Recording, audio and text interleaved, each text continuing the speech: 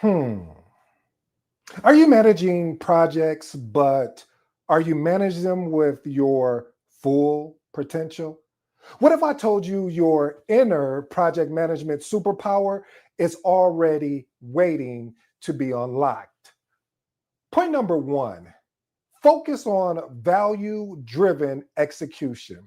Again, focus on value driven execution. See, we want to ensure that each task directly contributes to the achieving of project strategic goals. People always says, well, why is this important, ED? Well, it's important because value driven execution reduces wasted resources, ensuring every action is actually purposeful. Here's my actionable tip. Regularly ask, how does this activity add value to our core objectives? Adjust or eliminate any task accordingly.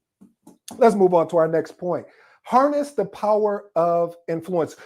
What I love about what John Maxwell talks about in his leadership's books is that the ability to lead more effectively, and I'm putting my little remix on there, is the ability to inspire as well as influence. So harnessing the power of influence. See, influence involves persuading others without direct authority, ensuring smooth collaboration. As a project manager, your job is that you most of the time don't have direct reports. So when you don't have direct reports, by having the ability to master influence helps you secure resources, resolve conflicts, and encourage stakeholder cooperation. That is big. You need your project team cooperation as well as your stakeholder cooperation. Without this, your project is up a hill with no water to flow down. Does that make sense? No, let's remix that. It's like you're paddling in a boat with no paddles. You're just using your hand. Here's my actionable tip. Regularly build and nurture genuine relationships. That's the key, family. When you are creating these particular relationships, let's ensure that they're genuine. Because the more genuine they are, the stakeholders are more understanding and they want to support the priorities that's in place. They'll also want to help you move obstacles out the way because you really need them, because you may be using one of their resources, one of their direct reports, and they may have other competing priorities. But because you built that genuine relationship, because you took time to really reach out and just say, hey, how are you doing today? With no ill will intention, you genuinely want to know how they're doing. This is important. This is why it's important to harness the power of actual influence. Point number three, operate with a radical transparency. The more you openly share project challenges, progresses, as well as setbacks, it maintains the trust and the alignment of the team. See, this is important because transparency builds confidence, it prevents rumors, and it facilitates a quicker solution. You know the model here. When we have the problem, we can either spend time on focusing on the problem, or we can look the solution dead in the face and say, okay, let's look and experiment with some of these particular solutions. Here's my actionable tip. Share weekly candidate updates to stakeholders, clearly outlining both successes and areas that need attention. Also say areas of opportunities. When you are talking with your stakeholders or you're talking with your project team, you want to ensure that you're addressing it as, hey, we have some areas of opportunity here. What is areas of opportunity? Meaning we have some challenges that we are up against, and we want to look at some proposed solutions. This is what we've experimented with already, not tried, because, you know, a lot of people try a lot of different things in life. This is why I love what Les Brown says, is that when you go to sit down on a chair, you don't try and sit down. Either you sit down or you don't. So we must do instead of continuously to try. So I always love experimenting with different solutions to find a better outcome. Point number four, adapt a less is more mindset. Listen, I'm huge on all the different artifacts, all the different scheduling techniques, that they are definitely important.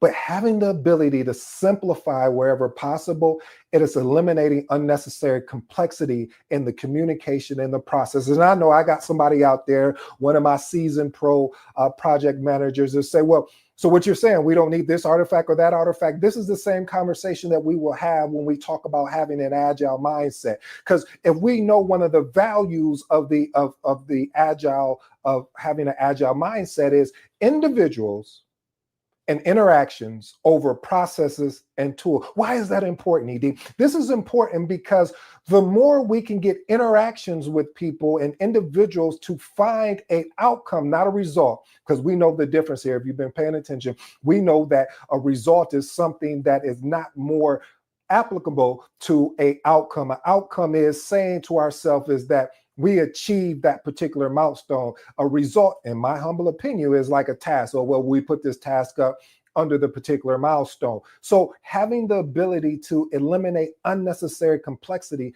it really does improve communication as well as our processes. This is important because clarity and simplicity improves understanding, faster decision making, and execution. We know execution is worshipped over anything. This is why you, project manager, are in place. This is why you, project team, is in place, to ensure that we execute with quality and in ensuring that we move forward. Here's my actionable tip for you today. Regularly review your project schedules, your project plans, your presentations, how you're communicating, and challenge yourself to remove anything that's non-essential. Because if you don't, you will find yourself in a loop, as I call it, of you're just going around and around and you're not moving forward. Our goal in any particular project is always being able to glance back, but continue to put a foot in front of each other and move forward. Point number 5, strengthen your cross-functional understanding. We know that we're going to need certain people from different departments. So why wouldn't we want to strengthen our cross-functional understanding? See, having the ability to understand various departmental perspective enables effective coordination and it reduces silos. If you really want to get me going, and I'm going to go because I'm live and I might as well do it, go on a rant. This is one of the things I always see when I'm leading a project, these silos. What are silos? Silos are things where groups of people get together and won't share information with the rest of the teams. What are silos? Silos are things where you may have an individual that has information that could benefit the team, but the fear, okay, maybe that's a strong word, but I'm going to use it today. The fear of them sharing that information, the concern may be, oh, I may lose my role, or I may be downsized, or I may be outsized. So we have to work on creating a safe environment. This is why psychological safety is important. If you haven't checked that episode out about the 4 psychological safety measures, you need to watch that, watch as well as listen to it if you're listening to it on the podcast, because it's important, family, that we understand the more we can break down these silos, the more that we can break these silos, it allows an opportunity for us collectively as a project team, as stakeholders, and the overall project that should be aligned with the organizational vision and goals to be able to have more success. This is important, family, because cross-functional knowledge improves collaboration, it accelerates decisions, and it reduces any particular misunderstanding. Here's my actionable tip. Spend dedicated time learning core aspects of departments involving your projects, enhancing your ability to integrate effectively, and take time to learn the human side of project management. There's a lot of times that you may be working with a stakeholder that they may be different than how you work with a different stakeholder on a previous project. We can't apply the same method. We can experiment with them, but then we have to adjust and adapt along the way in the journey. Point number 6, develop a laser-focused execution. By maintaining discipline on your project strategic priority, despite daily distractions. Oh, you don't know what daily distraction is? Well, all of a sudden they want to call it impromptu meeting. And then you get to the impromptu meeting and now we're having conversation and dialogue around things that don't really matter to the actual project. And if that's the case, then you have to have the courage, you have to have the ability to say, hey guys, I'll need to step away from this particular meeting because I need to focus on keeping the main thing the main thing. So focus on execution ensures timely delivery of critical milestone, which again boosts this or boosting overall project success. My actionable tip: identify daily complete priorities and protect time blocks with everything that you got, because people will try to pull you off of what you're doing. Whether and there's a way to address that. If there's a problem that is aligned with the project, yes, we need to set up a meeting. Or if there's conflict within the project, yes, let's connect one-on-one first before we bring it to the bigger group of things. I get that. I've been in situations where leading a project, and then all of a sudden you start getting all these new agenda topics that, hey, I'm all for, but we agreed on this agenda a topic, these agenda topics here, and I'm all about pivot, but won't we use a format, just putting this in a parking lot so we can get these things, because these are priorities according to what we all agreed upon. This is why it's important to agree upon, hey, what we're going to discuss when we meet on this weekly meeting. And a lot of times you may not get feedback, so you have to make that decision, not the choice, but the decision of, hey, this is the direction we're going to go, and then we just move forward. Point number 7, become an advocate of realistic expectations. Now, I've led projects where these realistic expectations fell short. I'm just going to be honest with you. I don't want to sugarcoat it. You know you're here because I am very transparent when it comes to project management, and mostly the human side of project management. You will have situations where leadership may ask you to create an unrealistic expectation. However, you have to have the courage to be able to explain to them, hey, I'm more than willing to do that, but let me show you what may be impacted. See, a lot of people will be like, oh, it's not possible, we can't do that. And then I don't care who you are, that turns somebody off and doesn't want to make them really work with you. So having the ability to go and do your homework and say, hey, you know what, based on what the expectations you have for this project, let me tell you what can be impacted. This is the potential things we can move around. I know you wanted to do tasks 1 through 4, but we may not be able to do 1 through 4. We may have to do 5 through 8.